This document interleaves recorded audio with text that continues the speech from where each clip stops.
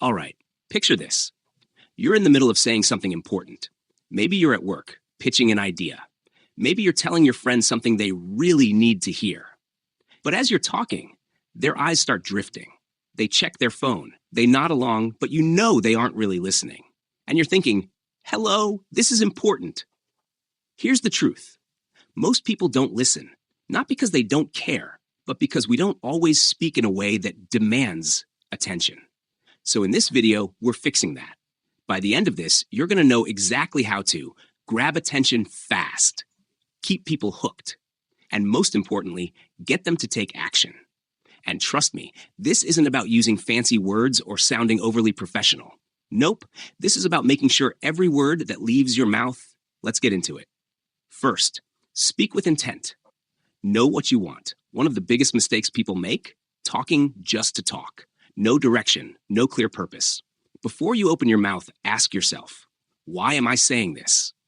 What do I actually want the person listening to do, think, or feel? It's like using GPS. If you don't know the destination, how do you expect anyone to follow? Let's say you need your team to submit reports on time. If you casually say, hey guys, just a reminder, would be great if we could try to get those reports in on time.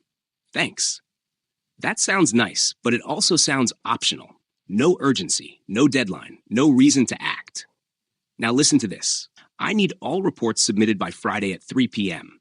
If there's an issue, tell me by tomorrow morning so we can adjust. Otherwise, late reports will delay the entire project. Boom. Deadline. Acknowledges issues. Explains why it matters. That's what speaking with intent looks like. Every word serves a purpose. Second, get to the point. Fast. People's attention spans are short. You don't have time to warm up to your point. If you don't grab them in the first few seconds, they're already half listening. A lot of people make the mistake of over-explaining before they actually say what they mean. Imagine you're in a meeting suggesting an idea, and you start with, so last week I was looking at our numbers, and I noticed something interesting. I went back and checked last quarter's reports, and what I found was really surprising. I think there's a good opportunity here. By the time you finally get to your point, half the room is thinking about lunch. Now watch this. Our sales are down 10%, but I found a fix. Here's what we need to do. Straight to the point. No fluff. No unnecessary buildup. One of the easiest ways to practice this? Bluff. Bottom line up front. Say the most important thing first. Instead of, I want to talk about how we can improve customer service, say, our customer service ratings dropped by 15%. Here's how we fix it. Now people are paying attention. Next, use strong, confident language. Even if you have the best idea in the world, the way you say it will determine whether people actually take you seriously. Here's what weak language sounds like.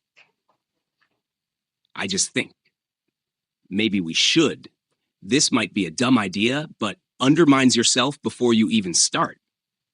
Now, let's swap those out for something stronger. Here's the best way to handle this. This approach will get the best results.